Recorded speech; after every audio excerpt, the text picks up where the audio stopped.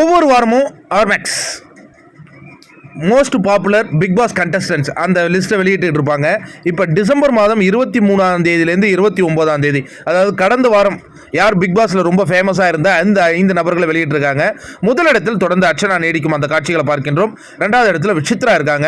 3வது இடத்துல விஷ்ணு. 4வது இடத்துல பூர்ணிமா இருக்காங்க. 5வது இடத்துல மாயா இருக்கும் இந்த காட்சிகளை பார்க்குறோம். ஆனால் இதில் நீங்கள் பார்த்தீங்கன்னா சில நேரங்களில் இப்போ போன வாரம் பார்த்தீங்கன்னா 2வது இடத்துல ரவீனா இருந்தார்கள். ஆனால் இந்த வாரம் பிக் பாஸில் பார்த்தீங்கன்னா ரவீனா எவிக்டும் ஆயிருக்காங்க.